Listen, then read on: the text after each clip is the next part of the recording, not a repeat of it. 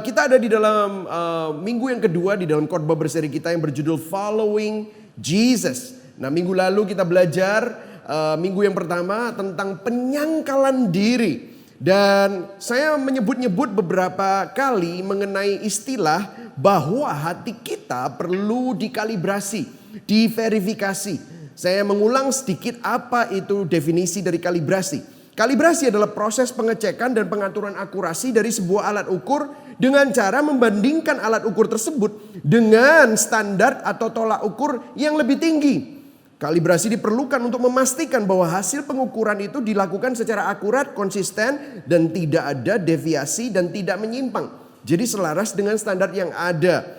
Nah, hati kita begitu rentan, begitu mudah terpikat oleh dunia, begitu mudah tergoyahkan oleh situasi, terutama pada saat-saat ini karena kita semua terdampak oleh pandemi COVID-19. Tetapi itulah sebabnya hari ini kita mendengar firman Tuhan supaya hati kita dikalibrasi. Minggu lalu saya juga berbicara mengenai apa itu definisi dosa. Definisi dosa itu tuh luput dari sasaran. Bukan cuma hanya melakukan perbuatan jahat, tetapi luput dari sasaran. Dalam bahasa modernnya menyimpang atau deviasi, berdeviasi dari kebenaran. Saudara, mengapa ini penting? Karena apa yang kita percayai akan menentukan apa yang kita perbuat dan apa yang kita putuskan dalam hidup kita. What you believe will determine how you behave and how you decide in your life. Nah, minggu lalu Yesus memberikan message untuk mengkalibrasi hati pengikut-pengikutnya. Dia bilang apa? Semua orang yang mau mengikut aku harus apa? Menyangkal diri, memikul salib dan mengikut Kristus. Dan salah satu definisi dari penyangkalan diri adalah to deny oneself is to turn away from the idolatry of self-centeredness. Penyangkalan diri adalah berpaling dari berhala hati yang berpusat pada diri sendiri. Ini sangat counterintuitif, saudara. Sangat-sangat tidak sesuai dengan kecenderungan manusia yang sangat self-centered. Dan minggu lalu saya jelaskan bagaimana self-centered itu bermanifestasi ke dalam dua cabang. Yang satunya hedonisme, yang satunya legalisme. Saya nggak perlu jelaskan, saudara dengarkan sendiri. Kalau saudara belum dengar ini, saudara bisa download app kita di App Store untuk Apple product atau Google Play Store untuk yang lain. Atau mungkin saudara bisa cek YouTube channel kami, Gibeon Church Surabaya. Atau mungkin dengarkan Spotify, Gibeon Church. Nah, saudara, hedonisme dan legalisme adalah dua manifestasi dari self-centeredness. Tetapi puji Tuhan ada kabar baik. Yesus memberikan alternatif ketiga, the third way. Ada alternatif ketiga yang jauh lebih tinggi yang merupakan kabar baik, yaitu the gospel of Jesus Christ. Amin. Nah, kita akan meneruskan khotbah kita hari ini dan kita masih terus berbicara mengenai bagaimana hati kita perlu dikalibrasi. Jadi sebelum kita memulainya, kita bilang kepada kanan kirimu, kamu perlu dikalibrasi, hatimu perlu dikalibrasi. Amin. Nah, kita akan berbicara mengenai perkataan keras Yesus. Beberapa minggu ini kita akan berbicara tentang hal-hal yang tidak populer untuk dibicarakan. Dan hari ini kita akan berbicara mengenai perkataan keras Yesus dan teks kita adalah Yohanes 6 ayat yang pertama, kedua 14 sampai 15, 24 sampai 35, 48 sampai 58 dan 60 sampai 69. Kita tidak akan baca semuanya, kita akan baca yang penting-penting saja dengan poin saya hari ini. Tetapi saya minta saudara baca sendiri di rumah, amin. Nah, saya akan mulainya dengan Yohanes 6 ayat 1 dan ayat yang kedua. Saya akan baca yang putih, saudara baca yang kuning bersama-sama dengan saya. Yohanes 6 ayat 1 sampai 2. Judul dari perikop ini adalah Yesus memberi makan 5.000 orang. Ayat yang pertama, sesudah itu Yesus berangkat ke seberang danau Galilea, yaitu danau Tiberias. Ayat yang kedua, orang banyak berbondong-bondong mengikuti dia. Stop dulu sampai di situ, saudara. Saudara, orang banyak berbondong-bondong mengikuti dia. Kira-kira saya mau tanya sama saudara, mengapa orang banyak itu berbondong-bondong mengikuti dia? Dan saya mau bertanya kepada saudara hari ini, why do you follow Jesus? Why? Kenapa kita ini mengikut Yesus? Well, jelas sekali. Waktu orang banyak berbondong-bondong, saya rasa crowd itu ya, orang banyak itu bahasa Inggrisnya crowd. Crowd itu always attract crowds. Orang banyak selalu menarik orang banyak, betul ya saudara ya? Saudara coba bayangkan ya, misalnya ada kecelakaan di sebuah jalan gitu. Saya kadang-kadang bingung ya, kenapa ini macet ya gitu. Saya perhatikan, saya dengerin radio, atau kalau enggak saya cek GPS dan ternyata dibilang apa? Kira-kira 500 meter di depan ada kecelakaan. Sebenarnya nggak macet, tapi apa yang terjadi? Orang-orang pada pengen nonton apa yang terjadi. Betul atau enggak, saudara? Crowds always attract crowds. Kadang-kadang kita pergi ke gereja, sebuah gereja, kenapa kita pergi ke gereja itu? Karena banyak orang yang ke sana. Kita hanya ikut-ikutan. Kadang-kadang kita bahkan gak peduli apakah ajarannya benar atau tidak. Apakah Injil diberitakan. Apakah itu sesuai dengan kebenaran Kristus. Yang penting rame. Kalau rame itu heboh. Kalau heboh itu hype. Maka itu pasti benar gitu. Not necessarily, saudara. Nah, saya mau tanya kepada saudara. Why do you follow Jesus? Are you just following crowds? Apakah saudara hanya mengikuti orang banyak? Atau saudara benar-benar tahu esensi mengikuti Kristus itu seperti apa? Saya mau berdoa supaya hari ini saudara bukan cuma hanya ikut-ikutan. Saya berdoa supaya hari ini saudara gak cuma hanya tune in. Karena banyak orang yang tune in. Saya perhatikan orang yang tune in di live streaming kami cukup banyak, ribuan saudara. Tetapi saya berdoa dari ribuan orang yang tune in. Saya berdoa supaya saudara bukan cuma hanya ikut-ikutan. Amin saudara. Nah, kita akan teruskan. I hope you're not just one of the crowds. Dan kemudian dikatakan apa? Ayat yang kedua, orang banyak berbondong-bondong mengikuti dia, perhatikan. Karena mereka melihat apa? Mujizat-mujizat penyembuhan yang diadakannya terhadap orang-orang sakit. Wow, ternyata they're not just following the crowds. Although benar saudara, crowd itu orang banyak always attract crowds. Karena heboh, karena hype, karena rame, pasti banyak orang kepingin ke sana ya. Tetapi bukan cuma itu, ada atraksi yang lain. Ternyata atraksi yang lain adalah ada mujizat. Ada penyembuhan yang diadakan terhadap orang-orang sakit. Jadi alasan kedua, why do people follow Christ? Why do you follow Christ? Kalau tadi yang pertama adalah mungkin you just following the crowds. Yang kedua adalah maybe you're following miracles, signs and wonders, mujizat. Wow, saudara. Ternyata memang, coba bayangkan saudara, kalau misalnya kita ada KKR mujizat kesembuhan atau kesembuhan ilahi, pasti yang datang ribuan, pasti banyak sekali, rame banget. Kenapa? Karena itu seru. Karena mujizat itu keren. Mujizat itu membuat sesuatu kehebohan. Apalagi kalau hamba Tuhannya memang benar-benar luar biasa dipakai Tuhan di dalam pelayanan mujizat dan kesembuhan. Tetapi saya mau kasih tahu kepada saudara, seperti kata-kata mujizat dalam bahasa Inggris itu adalah signs. Signs, katakan sama-sama signs. Signs itu artinya apa? Tanda. Tanda mujizat. Tanda itu bukan tujuan yang sebenarnya, makanya namanya adalah signs. Saya kasih contoh. Saudara pernah ke mall? Kalau saudara pernah ke mall, saudara pasti akan tahu akan ada tanda tulisannya toilet. Apa yang terjadi waktu saudara lihat tanda toilet? Apakah saudara langsung pipis di situ? Of course not. Itu orang gila yang melakukan seperti itu. Anda pasti akan digiring oleh satpam untuk keluar. Atau mungkin Anda pasti akan dipanggilkan polisi. Atau mungkin Anda dikira orang sakit jiwa. Gak ada orang yang langsung pipis, di bawahnya sign toilet tulisannya. Anda harus mengikuti tanda-tanda tersebut sampai kepada tujuannya, yaitu toiletnya. Saudara, signs, mujizat itu adalah tanda. Tanda yang mengacu kepada sesuatu atau seseorang yang adalah esensi yang sebenarnya. Kalau mujizat ini berbicara tentang tanda, tanda ini mengacu ke siapa, saudara? Ini berbicara tentang Kristus. Now, why do you follow Jesus? A lot of people, banyak orang hanya follow Jesus. Banyak orang hanya ikut Tuhan karena dia cari mujizat. Nah, kita perlu pikirkan ulang ini. Buktinya di mana? Kalau kita baca di ayat yang ke-14, ketika orang-orang itu melihat mujizat yang telah diadakannya, mereka berkata, dia ini adalah benar-benar nabi yang akan datang ke dalam dunia. Lihat saudara. Wow, Yesus itu bukan hanya nabi. Dia adalah Mesias, dia adalah Allah itu sendiri. Tetapi orang-orang hanya lihat Yesus hanya dianggap sebagai nabi. Kenapa? Karena mujizat-mujizat yang telah diadakannya. Jadi why do you follow Jesus?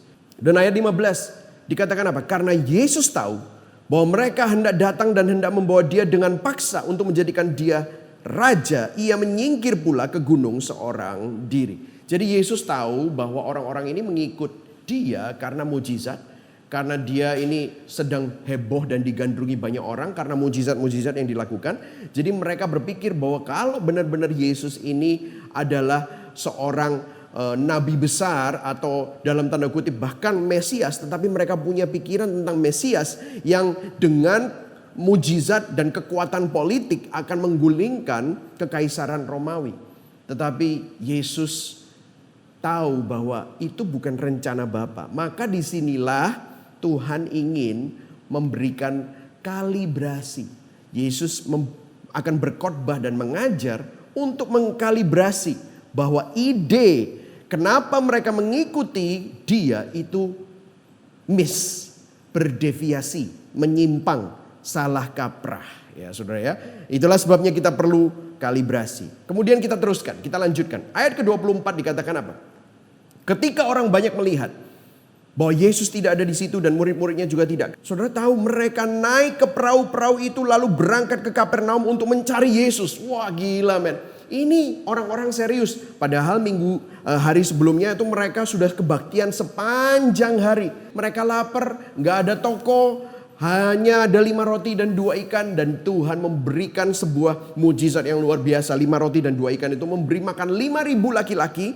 Dan kalau ditambah istri dan anak-anaknya kira-kira diperkirakan ada 20 sampai 25.000 orang yang dikasih makan hari itu. Bayangkan kalau gereja 20.000 sampai 25.000. Itu udah mega church banget. Tetapi justru Yesus itu gak suka yang kayak begitu. Aneh ya saudara ya. Dan kemudian dikatakan begitu besok paginya mereka udah seharian kebaktian. Mereka masih cari Yesus, hebat ya. Jadi saya mau kasih tahu kepada saudara semua, jangan kaget kalau ternyata banyak orang cari Yesus. Tapi belum tentu motivasinya benar.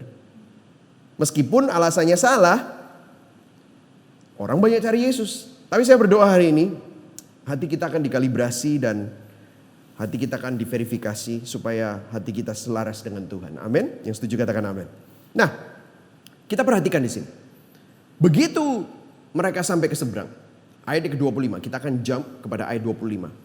Ketika orang banyak menemukan Yesus di seberang laut itu, mereka berkata kepadanya, "Rabi, bila mana engkau tiba di sini?" Yesus menjawab mereka, "Ya, ini. Dengarkan. Aku berkata kepadamu, sesungguhnya kamu mencari aku bukan karena kamu telah melihat tanda-tanda." Stop dulu. Tanda-tanda bahwa dia adalah Mesias yang sesungguhnya.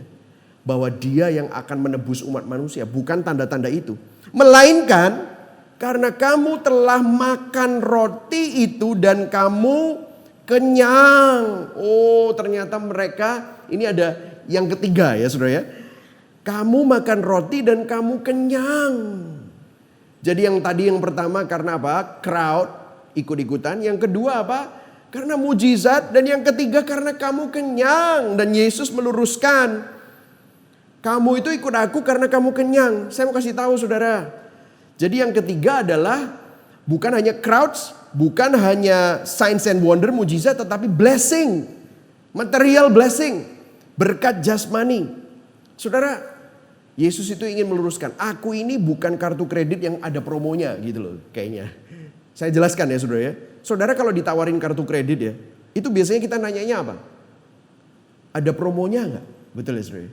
Benefitnya apa? Harus bayar enggak? Kalau enggak dan benefitnya banyak, oke deh gue mau ikut. Betul atau tidak saudara? Kita itu adalah orang yang suka sekali cari keuntungan. Nah saya mau kasih tahu kepada saudara bahwa Yesus berbicara bahwa dia bukan kayak promo kartu kredit. Dia bukan orang yang dia nggak cari pengikut yang hanya untuk ikutin crowd atau signs and wonder, mujizat atau blessing. Apakah ada yang salah dengan ini? Nggak ada yang salah dengan ini semua. Tapi ini bukan destinasinya. mujizat, terobosan, jawaban doa, itu semua tanda, bukan destinasi, bukan tujuan akhirnya. Yang setuju katakan amin.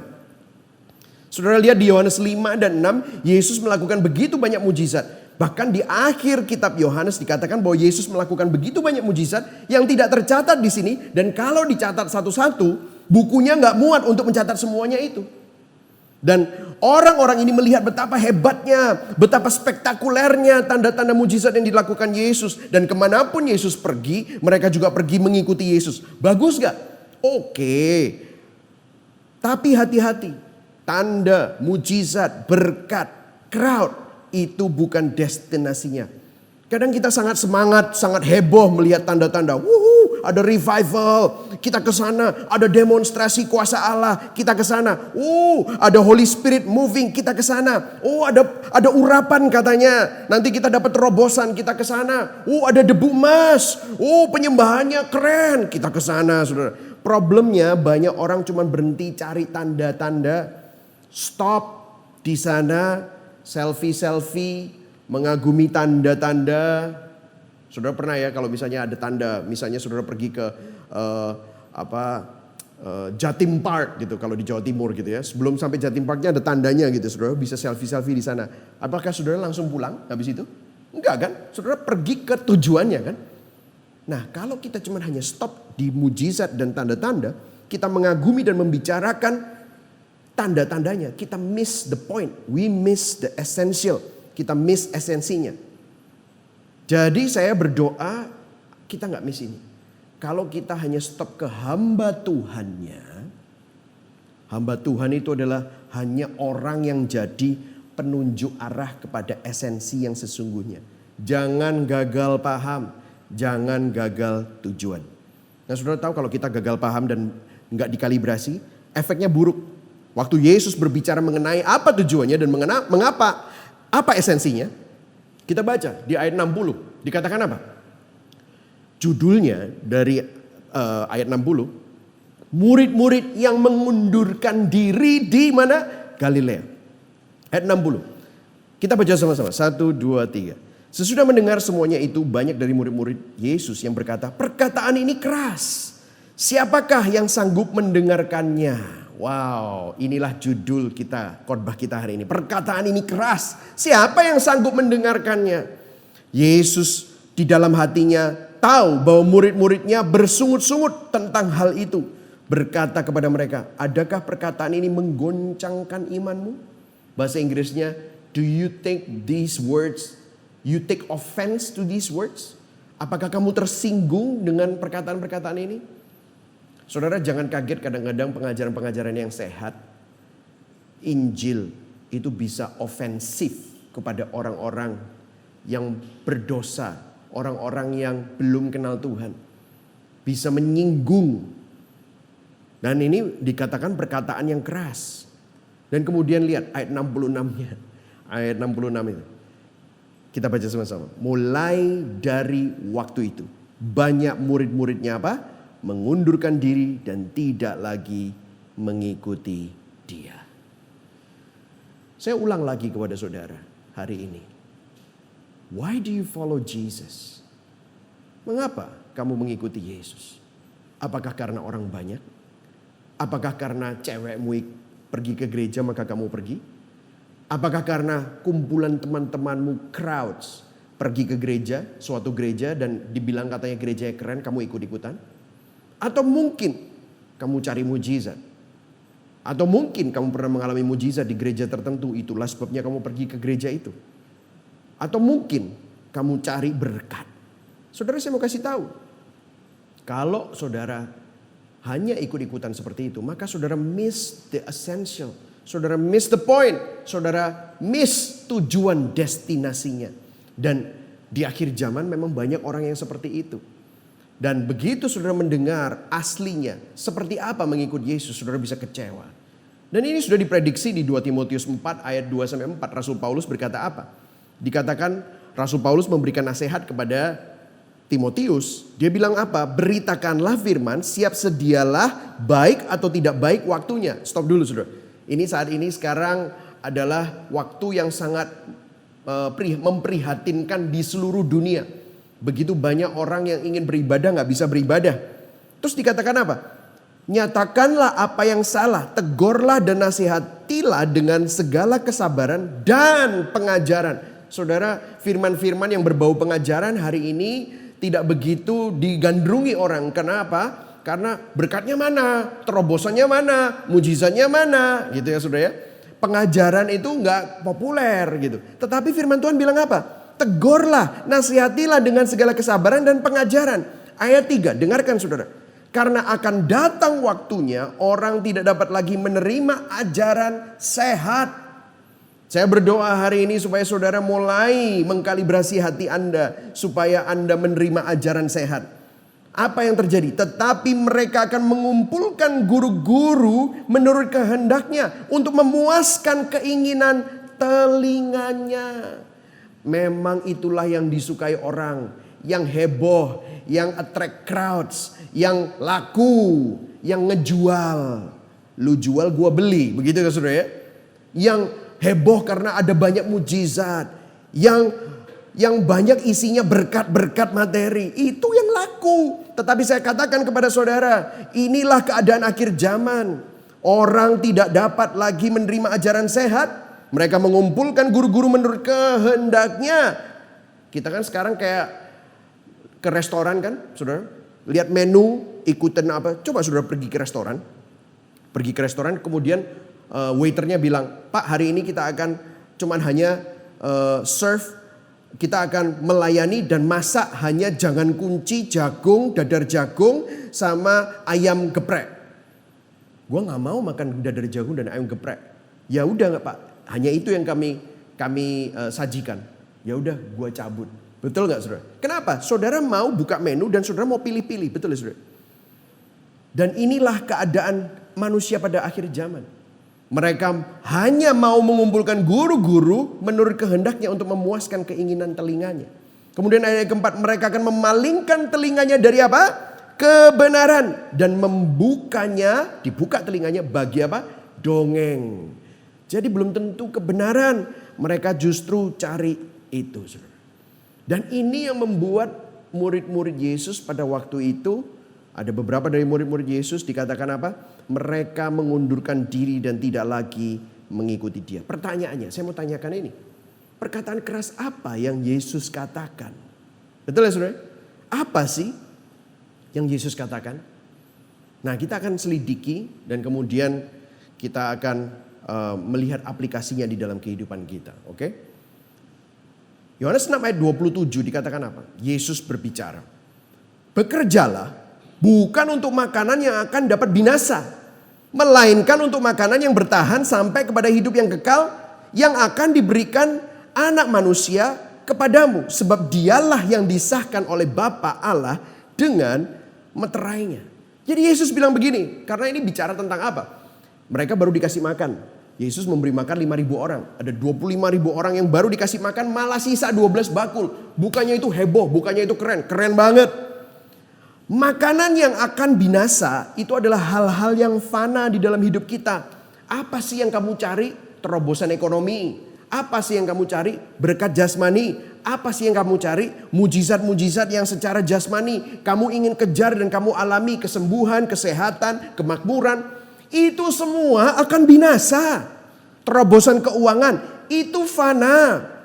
Hubungan yang hancur, kalaupun kamu dipulihkan hubungan manusia, tetapi kalau tidak ada Yesus di sana, tanpa Tuhan, itu pasti akan mengecewakan.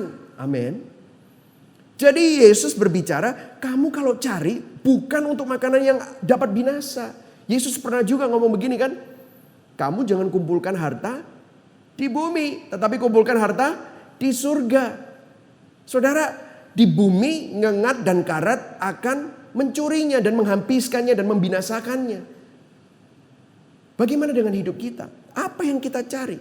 Kita itu sukanya hal-hal yang fana, hal-hal yang benar-benar kedagingan.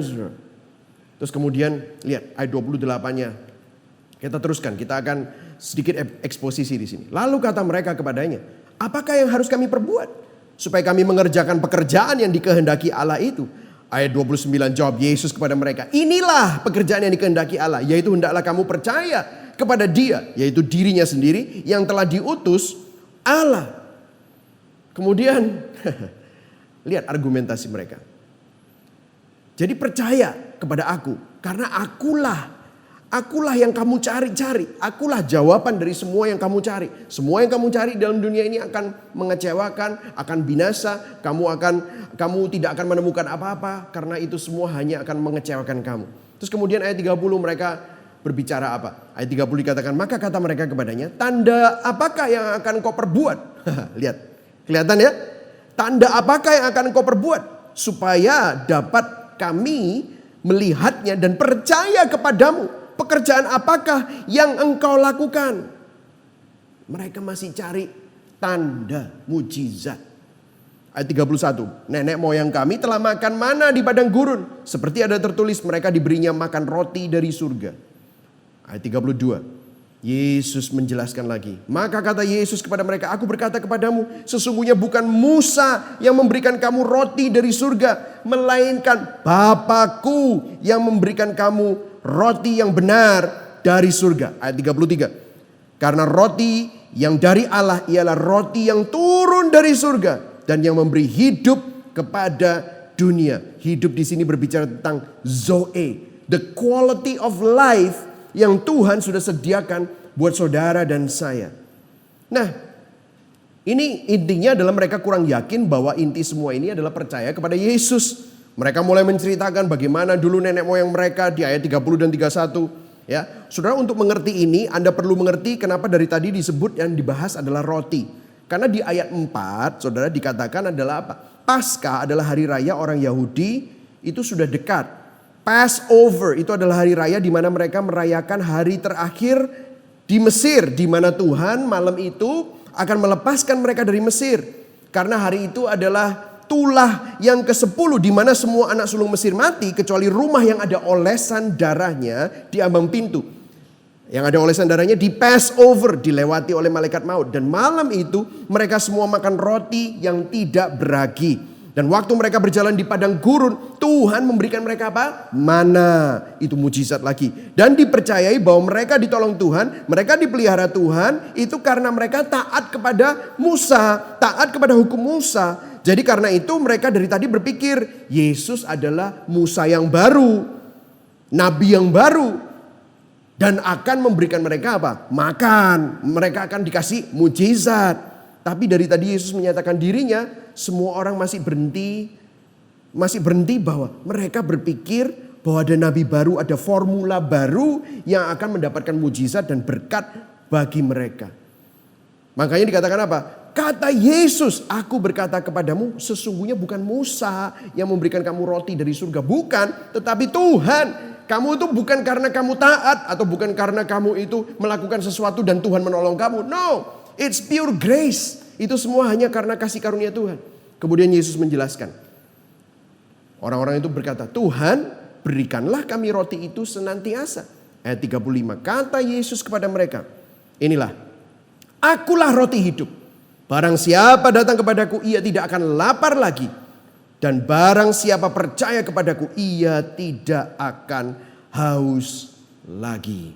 Akulah roti hidup. Waktu dia berkata, akulah, pernyataan Yesus, I am, ego eimi. Saudara, I am, ego eimi. Saudara, di dalam kitab Yohanes ada 7 perkataan Yesus di Injil Yohanes yang menggambarkan siapa dirinya kepada umatnya. Ada 7 I am. Saya nggak akan bahas satu-satu, tetapi ini adalah salah satunya. Dan 7 itu adalah angka sempurna, angka yang lengkap bahwa di dalam Kristus engkau akan melihat kesempurnaan Tuhan. Kelengkapan umat manusia hanya ada di dalam Kristus. Kepenuhan Tuhan hanya ada di dalam Kristus. Dan mengapa Yesus mengklaim dirinya dengan pernyataan akulah? Saudara, akulah ini mengacu kepada pernyataan divinity. Menyatakan pernyataan keilahian Allah atas namanya sendiri. Tuhan berkata kepada Musa di kitab Keluaran. Kita baru saja selesai bagian pertama dari kitab Keluaran ya. Kita mengadakan eksposisi selama 15 minggu. 16 khotbah saudara ya. Dan Musa mendapatkan pernyataan dari Tuhan bahwa nama dari Tuhan adalah aku. Eye Esher Eye. Akulah dia. Kadang-kadang muncul dalam akulah Tuhan.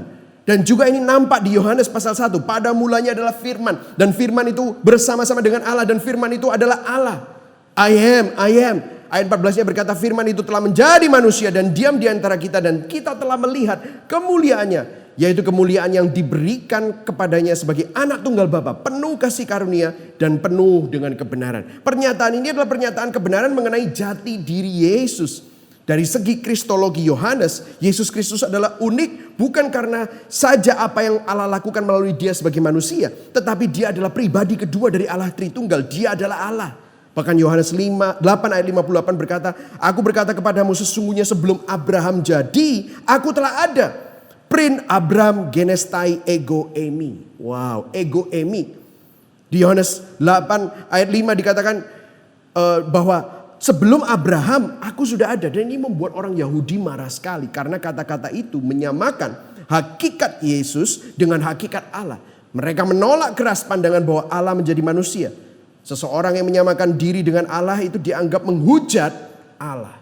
Nah ini yang terjadi. Tetapi Yesus berkata, akulah yang kamu cari-cari. Kalau kamu lihat ada mujizat. Kalau kamu lihat ada berkat. Ada berkat yang lebih tinggi dari semua itu. Yaitu aku, Tuhan yang kudus. Tuhan yang mau menyelamatkan kamu. Aku ini turun ke dunia. Itulah esensinya. Makanya dikatakan apa ayat 51? Akulah. Ini ayat 51 ya kita loncat. Akulah roti hidup yang telah turun dari surga. Akulah dia. Jikalau seorang makan dari roti ini ia akan hidup selama-lamanya. Dan roti yang kuberikan itu ialah dagingku yang akan kuberikan untuk hidup dunia. Roti yang kamu cari-cari. Kepuasan yang kita semua damba-dambakan. Mujizat yang kita cari-cari. Terobosan yang kita cari-cari. Kita pikir kalau kita mendapatkan terobosan di dalam pekerjaan kita. Kalau kita pikir kita mendapatkan pemulihan dalam keluarga kita. Kalau kita berpikir kalau sakit kita sembuh. Apakah itu mungkin? Mungkin. Tetapi itu adalah mujizat-mujizat biasa yang mengacu kepada sesuatu yang lebih tinggi. Dialah Yesus. Dialah roti hidup. Roti yang kita cari-cari, kepuasan yang kita cari-cari. Itu semua ada di dalam Yesus. Bukan pada terobosan-terobosan akan hal-hal yang fana. Karena apa yang ditawarkan dunia, apa yang kamu pikir akan memuaskan kamu, itu akan mengecewakan kamu akhirnya. Kalau misalnya ada pemulihan, tetapi kalau tidak ada Kristus di sana, maka pemulihan itu akan hanya sementara. Kamu akan kecewa lagi. Kalau ada terobosan, kalau tidak ada Kristus di sana, maka terobosan itu akhirnya akan ada expirednya. Karena itu semua tidak kekal, itu semua fana. Yesus bukan hanya filosofi. Dia bukan hanya kuasa atau mistik. Dia bukan hanya kitab suci. Tetapi dia adalah pribadi yang mau memiliki hubungan dengan Anda. Tuhan yang turun ke dunia untuk mencari umatnya yang terhilang. Itulah esensi yang sesungguhnya. John Piper berbicara bahwa Jesus did not come into the world to give bread. Yesus tidak datang ke dunia hanya untuk memberi roti, but to be the bread. Tetapi untuk menjadi roti kehidupan itu. He did not come to be useful, but to be the most precious. Ia datang bukan hanya untuk menjadi berguna bagi Anda, tetapi untuk menjadi yang paling berharga. Dia bukan hanya seperti kartu kredit yang ada promonya, saudara. Dia bukan hanya punya banyak benefit, tetapi dialah yang paling berharga. Jesus came into the world to change your desires, so that he would be your main desires. Yesus datang ke dunia untuk mengubah keinginan Anda, menata ulang hati Anda, sehingga ia akan menjadi keinginan yang tertinggi di dalam hati Anda. Inilah kalibrasi hati, saudara. Jesus came to get you. Apa yang kamu cari di dalam dia? Apakah kamu cari berkatnya? Apakah kamu cari mujizatnya? Atau kamu cari Yesusnya? Dikatakan ada sesuatu yang menarik di sini. Akulah roti hidup yang telah turun dari surga. Jikalau seorang makan dari roti ini, ia akan hidup selama-lamanya. Terus kemudian dikatakan apa? Roti yang kuberikan ialah dagingku yang akan kuberikan untuk hidup dunia. Aneh ya? Kenapa kok dibilang hidup dunia bukan hidup akhirat?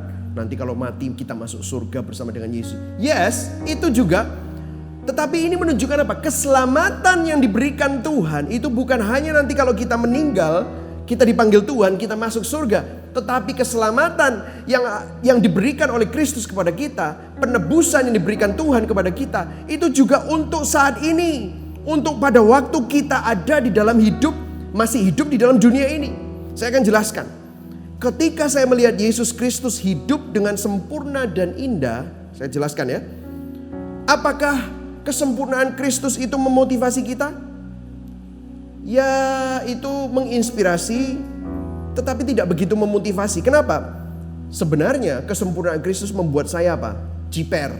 Membuat saya apa? Jadi terintimidasi. Kenapa? Karena saya nggak akan pernah bisa hidup seperti itu. Betul nggak? Karena gini, jika Yesus hanya seorang guru, jika Yesus hanyalah sebuah contoh, maka semakin saya belajar mengenai Yesus, maka semakin saya akan merasa bahwa saya akan gagal. Karena apa? Standarnya terlalu tinggi. Saya kasih contoh. Kalau kamu ditampar pipi kirimu, berikanlah pipi kananmu. Siapa yang bisa gitu? Pernah saudara coba lakukan? Gak bisa saudara. Dengan kekuatan kita sendiri.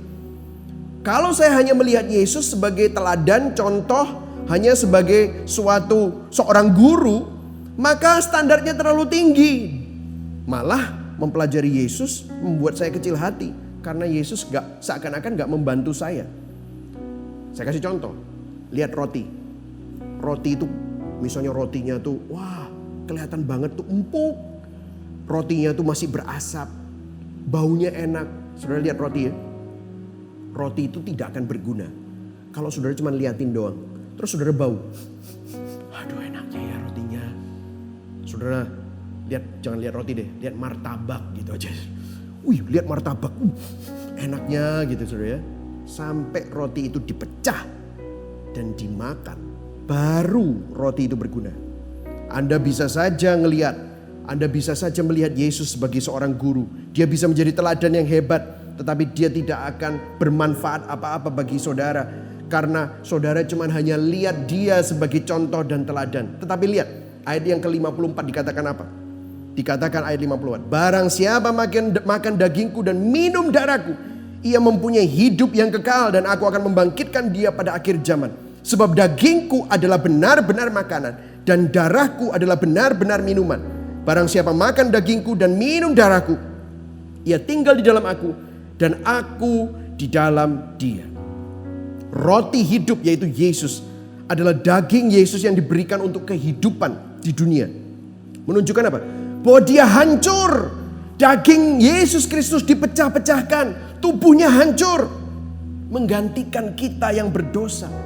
Saudara, waktu saudara lihat salib. Salib adalah tempat di mana Yesus menggantikan kita. Ada pertukaran ilahi. Hukuman yang seharusnya kita tanggung, ditanggung oleh dia. Ada pertukaran ilahi. Kebenaran, kesucian, dan kemuliaan yang adalah milik sang roti hidup yaitu Yesus. Yang paling mulia itu jadi hina supaya kita yang hina dapat menerima kemuliaan Allah. Yang paling benar jadi dosa supaya kita yang tidak benar, kita yang berdosa dibenarkan. Yang paling suci harus menanggung hukuman dosa supaya kita yang berdosa dapat disucikan melalui karya salibnya, di mana tubuhnya dipecah-pecahkan, di mana darahnya dicurahkan. Disitulah kita melihat ada suatu kekuatan, ada pertukaran ilahi. Itulah sebabnya Yesus berkata, "Come to me, all of you who are tired and weary. Datanglah kepadaku, marilah datang kepadaku yang letih, lesu dan berbeban berat. I will give you rest." Karena selama ini kita letih, lesu dan berbeban berat karena kita berusaha dengan kekuatan kita sendiri untuk menjalani kehidupan ini. Yesus datang ke dunia, Yesus menjalani penderitaan supaya di dalam penderitaanmu kamu menerima kekuatan Tuhan. Saudara, kita ini pemberontak, kita ini berdosa. Kita selalu mengandalkan kekuatan kita sendiri dan tidak mempedulikan Tuhan. Apa akibatnya waktu kita hidup seperti itu? Hidup kita hancur berantakan. Hidup kita memiliki banyak duka. Hidup kita terjerat ke dalam berbagai malapetaka. Betul atau tidak, saudara? Dan hidup kita mempunyai upah, yaitu upah dosa dalam maut. Tetapi Tuhan dengan kasih-Nya yang besar justru turun ke dunia cari kita. Bukan kamu yang kejar Tuhan, tetapi Tuhan yang kejar kamu. Dia mengalami duka yang paling berat supaya di dalam dukamu kamu dihiburkan. Yesus berkata, biar aku yang mengalami malapetaka yang paling mengerikan, supaya di dalam malapetakamu pun kamu menerima pengharapan. Biar aku yang menggantikan kamu. Gantinya apa? Yesus kasih kita kehidupan. Gantinya apa? Yesus memberikan kita keselamatan. Gantinya apa? Yesus memberikan kita damai sejahtera. Itulah esensi Injil. Saudara, sangat jelas dikatakan bahwa Kristus bukan hanya guru. Kristus bukan hanya contoh atau teladan. Yesus bukan hanya pemberi berkat dan mujizat. Yesus bukan hanya petunjuk kehidupan, tetapi Kristuslah sang kehidupan. Kristuslah berkat terbesar kita. Kristuslah mujizat yang terbesar bagi kita. Amin, saudara. Saya berdoa supaya hati saudara dikalibrasi waktu saudara mendengar Injil. Saya berdoa pada waktu Anda mendengar ini, Anda bergetar. Karena selama ini mungkin Anda berpikir tentang yang salah. Dan hari ini saya berdoa biarlah hati saudara dikalibrasi. Ada sesuatu yang menarik waktu Yesus tahu bahwa orang-orang itu bersungut-sungut. Dikatakan perkataan ini keras, siapa yang sanggup mendengarkannya? Ayat 60 dikatakan begitu. Dan kemudian ayat 66 dikatakan mulai dari waktu itu banyak murid-muridnya yang mengundurkan diri dan tidak lagi mengikuti dia. Ayat 67 maka kata Yesus kepada ke-12 muridnya, apakah kamu tidak mau pergi juga? Yesus ini benar-benar orang yang luar biasa ya saudara ya. Dia ngelihat murid-muridnya pergi. Dia bilang kepada 12 muridnya yang selama ini mengikuti dia, kamu gak mau pergi sekalian? Ini adalah waktu yang tepat, kalau mau mengundurkan diri silakan dong mengundurkan diri. Terus kemudian disinilah saya mau berdoa supaya ini menjadi respon kita sama-sama hari ini. Ayat 68 dikatakan apa? Jawab Simon Petrus kepadanya, Tuhan, kepada siapakah kami akan pergi? Saya yakin Petrus juga belum mengerti sepenuhnya. Tetapi dia bilang, kepada siapa kami akan pergi? Perkataanmu adalah perkataan hidup yang kekal. Your word is eternal. Perkataanmu adalah perkataan hidup yang kekal. Eternal life. Dan kami telah percaya dan tahu bahwa engkau adalah yang kudus dari Allah. Disinilah murid-muridnya mengerti esensinya. Percaya dan tahu. Percaya itu bahasa aslinya adalah pisteuo. Bukan cuma hanya percaya-percaya biasa. Karena iblis juga percaya bahwa Yesus adalah Tuhan. Tetapi dia tidak bertobat. Dia tidak mempercayakan hidupnya. Tetapi pisteuo adalah dia percaya bahwa Tuhanlah yang bisa menyelamatkan dia. Dia percaya bahwa itulah sebabnya dia bertobat. Dia mempercayakan hidupnya. Dan tahu itu know. Bahasa aslinya ginosko. Mengenal secara intim. Pisteuo itu trusting your life to God. And to know is to know intimately. Mengenal secara intim. Lebih daripada sekedar berkat. Lebih daripada sekedar mujizat. Tetapi percaya penuh. Mengenal secara intim karena Yesuslah roti hidup itu. Dialah sang berkat. Dialah sang kehidupan. Dialah mujizat yang terbesar yang kita miliki. Saya akan tutup dengan ini saudara. Saya ada sebuah statement yang saya mau tunjukkan kepada saudara. Saudara bisa baca di sini. Saudara milih mana? Kalau ada cowok ngomong sama pacarnya, atau suami ngomong sama istrinya, atau cewek ngomong sama cowoknya, atau istri ngomong sama suaminya, I love you because I need you, or I need you because I love you. Saudara milih mana? Aku mengasihimu karena aku perlu kamu. Saya paraphrase. Aku cinta kamu karena aku butuh kamu. Atau Aku memerlukan kamu karena aku benar-benar mengasihi kamu. Saudara pilih mana? Saya yakin kalau saudara orang yang hopeless romantic lah ya, dan waras, saudara pasti akan milih yang kedua. I need you because I love you. I need you. Aku memerlukanmu karena aku mengasihimu. Kenapa saudara? Dua ini kelihatannya sama ya, tetapi yang satu, basis dari hubungannya adalah karena perlu. I love you because I need you. Aku mengasihimu karena aku perlu kamu. Tapi yang satunya, aku memerlukan kamu karena aku mengasihimu. Basisnya bukan karena perlu. Basisnya bukan karena butuh. Basisnya bukan karena ada agenda, tetapi karena kasih. Saudara, saudara mau milih yang mana? When you follow Jesus, apakah saudara follow Jesus karena saudara perlu? Atau karena saudara mengasihi dia? Atau saudara sadar bahwa dia mengasihi Anda? Banyak orang hanya punya hubungan dengan Tuhan atas dasar perlu atau butuh. Tetapi saya berdoa biarlah hari ini kita dikalibrasi supaya kita bertumbuh. Bukan hanya mempunyai hubungan atas dasar perlu, tetapi atas dasar kasih. Kenapa saudara? Bisakah kita mengasihi Tuhan? Itulah sebabnya Roma 5 ayat 8 dikatakan, akan tetapi Allah menunjukkan kasih-Nya kepada kita oleh karena Kristus telah mati untuk kita ketika kita masih berdosa. Saudara tahu kita gak bisa mengasihi Tuhan kalau bukan karena Tuhan yang mengasihi kita terlebih dahulu. 1 Yohanes 4 ayat ke-10 dikatakan, inilah kasih itu. Bukan kita yang mengasihi Allah, tetapi Allah yang telah mengasihi kita dan yang telah mengutus anaknya, yaitu Yesus Kristus, sebagai pendamaian bagi dosa-dosa kita. Ayat ke-19-nya di 1 Yohanes 4 dikatakan apa? Kita mengasihi karena Allah lebih dahulu mengasihi kita. Yang setuju katakan amin. Saudara, saya berdoa supaya kita bertumbuh dari hubungan kita bukan cuma hanya karena perlu, tetapi karena kita sadar bahwa Tuhan mengasihi kita. Kita sadar bahwa Tuhan begitu sudah membuktikan kasih-Nya di atas kayu salib. Dia berkata sudah selesai. Dia menyelesaikan semua yang kita tidak bisa selesaikan. Karena apa? Dia mengasihi saudara. Saudara, kalau hari ini saudara datang, kalau saudara patah semangat, saudara jangan datang kepada Tuhan terus bilang gini, Tuhan bikin gua punya semangat baru dong. No.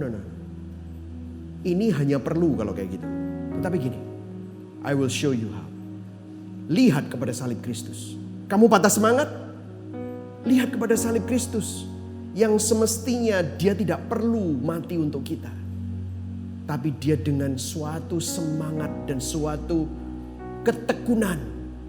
Dia bertekun. Bahasa Inggrisnya, He endured the cross. Di Ibrani 12. He endured the cross. Dia bertekun menanggung salib. Tetap bersemangat menanggung salib, menanggung penderitaan. Karena dia tahu dia melakukan ini untuk menyelamatkan kita. Dia melakukan ini supaya kita yang berdosa, kita yang gak punya harapan, menerima pengharapan. Waktu saudara melihat itu, waktu saudara melihat salib, semangatmu yang patah tiba-tiba diperbarui. Kamu punya pengharapan yang baru. Pengharapanmu yang sudah kandas. Waktu kamu melihat itu. Waktu kamu melihat begitu besar Tuhan. Begitu kasih Tuhan menebus engkau. Tiba-tiba kita memiliki kekuatan baru. Kalau saudara mengalami kekecewaan, saudara gak bisa datang kepada Tuhan. Bikin sulap Tuhan. Sulap supaya gue gak kecewa lagi. Gak bisa saudara. Karena itu cuma hanya perlu aja. Mungkin saudara nyanyi habis itu lega. Ya. Seringkali kita kan cuma senangnya nyanyi lega gitu ya. Oh Tuhan baik, tetapi kita tidak pernah melihat salib. Lihat salib Kristus. Tahu nggak, Tuhan itu sudah kecewa sama kita. Karena kita nggak mampu untuk mengikuti semua standar kekudusannya Tuhan. Tetapi Tuhan tidak menghukum kita. Tuhan memberikan kita anugerah kasih karunia. Dan waktu kita kecewa, kita melihat anugerah kasih karunia Tuhan. Di sana kita menerima suatu pengharapan. Kita menerima suatu semangat. Kekecewaan kita sirna. Karena kita menerima sesuatu yang jauh lebih tinggi. Saudara, saya berdoa Supaya kita semua sama seperti Simon Petrus. Hari ini hati kita dikalibrasi. Dan kita bisa bicara, Tuhan, kami telah percaya, pisteu. Kami tahu, ginosko, bahwa Engkau adalah yang kudus dari Allah. Amin, saudara. Hari ini Kristus, saya mau mengulang ini lagi, Kristus bukan hanya guru, dia bukan hanya contoh dan teladan, dia bukan hanya pemberi berkat dan mujizat, dia bukan hanya petunjuk kehidupan, tetapi Kristuslah sang kehidupan. Akulah jalan, kebenaran dan hidup. Dia bukan hanya penunjuk jalannya, tetapi dialah jalannya. Akulah jalan, kebenaran. Dia bukan hanya cara untuk mendapatkan kebenaran, tetapi Yesuslah sang kebenaran itu. Dia bukan hanya penunjuk jalan kepada kehidupan, tetapi Yesuslah sang kehidupan. Kristuslah berkat yang terbesar dalam hidup kita. Kristuslah mujizat yang terbesar bagi kehidupan kita. Amin.